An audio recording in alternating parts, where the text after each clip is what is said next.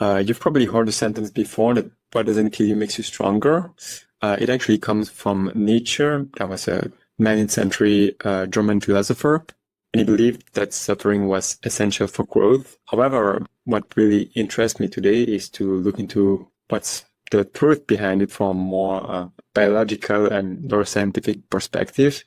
And for that, I'll go back to 130 years ago when the principle of Hormesis was discovered. It was first buried by science until now. In 1888, German pharmacologist Hugo Schulz was investigating disinfectants, so substance designed to kill microorganisms. He did that by studying their effect on yeast cells, and he shows those yeast cells as these single-celled organisms were perfect models for observing metabolic activity. At these high doses, as expected, the disinfectants suppressed growth and killed the yeast. But Schulz noticed something actually strange about it, that when he applied those in very low concentrations, to those far below anything considered therapeutic, the yeast not only survived, they became also more active. Their respiration rate increased, the reproduction accelerated, and we can say that the cells became biologically stimulated. This paradox defied actually the conventional toxicology, which is usually more linear in the dose response mechanism. So it tends to assume that more of a chemical simply meant a stronger effect. Instead, Schulz data actually suggested a more biphasic response. So it means that at lower dose, it might activate 5, when at higher dose, it can suppress or destroy it. So you can see there's an inverted U-shaped curve that at first you have no effect. So then the more you increase the dose, the more you increase the beneficial effects until a certain threshold, which is called the hormetic window, that then when you increase more the dose, the beneficial effects decrease more. Coming back to Schulz, he then partnered with the psychiatrist Rudolf Arndt, and he proposed a radical new principle, which actually back in the days was called the Arndt-Schulz Law. And it stated that weak stimuli slightly accelerate vital activity, medium stimuli raise it, strong one suppress it, and very strong one once arrested. So in other words, it means that the right kind of stress in the right dose could enhance life itself. But the idea was too close to homeopathy. So it was a field that was already controversial and viewed as pseudoscience by mainstream medicine. So Schulz's finding, despite being rooted in actual lab experiments, was swept aside. And for much of the 20th century, the Arndt-Schulz Law remained buried. It was seen as outdated, imprecise, or maybe just too strange for the time being. Then in the early 2000s, so quite a long time afterwards, there was a toxicologist named Edward Calabrese from the University of Massachusetts that started digging this concept. And he reviewed the Schulz original data and compared it to thousands of modern toxicology studies. And what he found was actually astonishing. So he found the same biphasic curve that kept on appearing. So low dose stimulation, high dose inhibition. And not only just in yeast, but also in immune cells, neurons, liver tissues, and even in behavioral studies in animals. So Calabrese, coined the mother term for it, Hormesis. So it's actually the one that introduced this term. And he argued that this wasn't just an outlier effect, it was actually a fundamental biological principle. And in fact, it appears so consistently that he proposed it should replace the traditional linear model that is in toxicology. So it's the one that I described before, that at first we thought that the effect was just consistent with the dose, like an increased effect with an increase in dose. So it wasn't just an exception, it was a law hiding in plain sight. And this idea isn't just modern science, it echoes through history and culture. So, for example, the Spartans of ancient Greece, from childhood, boys were actually enrolled in the agoge, which was a brutal state-run education system that emphasized hardship, endurance, and courage. So they trained barefoot in freezing conditions, survived on minimum food, and were encouraged to steal, not for crime, but actually to learn cunning. So the goal wasn't punishment, it was rather preparation. What about the Mongol warriors under Genghis Khan? So they lived with almost no material comfort. They rode across vast, harsh steppes, slept outdoors, endured extreme cold and heat, and thrived.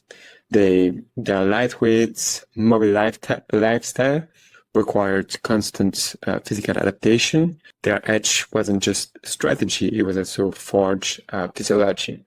What about the Roman legions? So recruits were actually conditioned with forced marches up to 30 kilometers, carrying full packs, so nearly half their body weights.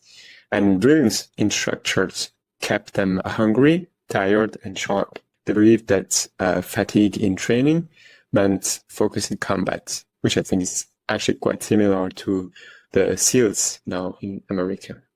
And these weren't just tradition, they were also systems built on stress adaptation.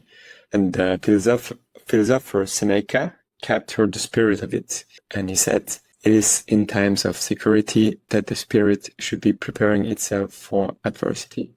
And the Spartan proverb, "Sweat more in training, bleed less in war."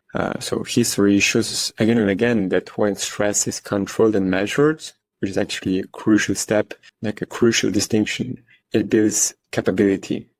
And society that embraced this kind of force didn't just produce warriors, they also cultivated resilience in body and in mind. But here is, as I just mentioned, a crucial distinction that for something to qualify as hormesis, it has to do more than just hurt. It's not about just constantly getting through hard times or constantly being in adversity.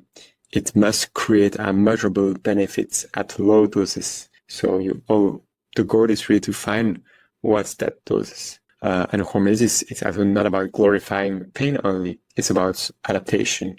So did the stressor increase mitochondrial density, boost learning, improve immunity? If so, then it was just hard, it was hormetic.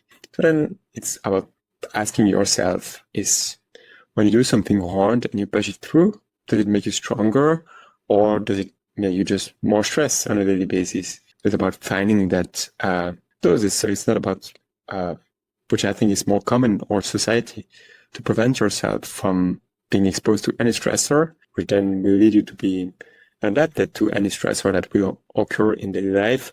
But it's also not about constantly living in a stress that's higher to your threshold. And this is so important as well, that for some people, they are in a situation that you might feel that for yourself is impossible to bear.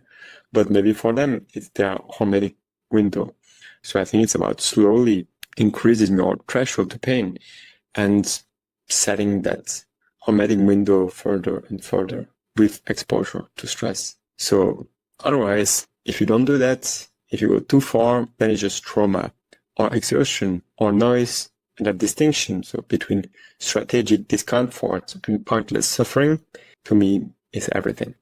So every time you sit with discomfort, whether it's the burn in your neck, the sting of rejection, or the anxiety of uncertainty, you're actually strengthening one of the brain's most fascinating region, which is the anterior mid-cingulate cortex, or AMCC. So this part of the brain is the neural bridge between emotion and execution. And it actually plays a critical role in two domains that rarely meet, which is pain processing and goal-directed behavior, which actually has a connection. So, and it's activated both when you stub your toe and also when you fight the urge to quit, which is actually, to me, truly fascinating. And so, for example, what we see in elite performers, so from Olympic athletes to special forces to long-distance runner, etc. They show increased activity and even structural differences in this region. That means that they don't necessarily feel less pain, they just interpret it differently. And they reframe it as useful data. And this is actually the most interesting part to me, which is where psychology meets with neurobiology. And in cognitive behavioral therapy, so CBT, patients learn to change how they interpret discomfort, whether it's emotional or physical. And instead of catastrophizing, they build tolerance or agency, more and agency. Like both of them are increased. And then it's the same process Hormesis trains. So really, when you do something that you don't feel like doing, that is very uncomfortable, to a certain dose, you have this growing sense that you can survive and even thrive in situations that used to overwhelm you. And to me, that's truly amazing. That controlled exposure to discomforts, like cold exposure, interval training, deliberate practice, even just, to be honest, in any daily life situation where you don't feel like doing something and you still do it, where you feel like quitting. I have that, for example, when I do a long bike session indoor at the gym when there's no one around me. It's very boring. Very quickly I have this feeling that I'm just done with it. And so now every time I have this feeling, I'm like, okay, it's exactly this moment where I'm done doing it and I don't want to do it anymore, but I train this region. So this region is really only trained when you do things you don't want to do. So if I love it, then if I would love to bike like for 5 hours in the gym, then I wouldn't train this section. So I actually now try to enjoy this moment where I feel like I really don't want to do it. Then I just keep on doing it to train this region. So remember that when this is happening, you're not just enduring, you're also adapting. Hormesis isn't just suffering, it's strategic discomfort. And the brain learns every time you don't run away from it. So this was my first video on this channel. So I know it could be better, but my goal was just to produce and put something out there. So please don't hesitate to leave some feedback if you think I could have done something better. I would really appreciate it. And of course, if you enjoyed it, you could like the video. That would also make me very happy. Thank you for watching and have a good day.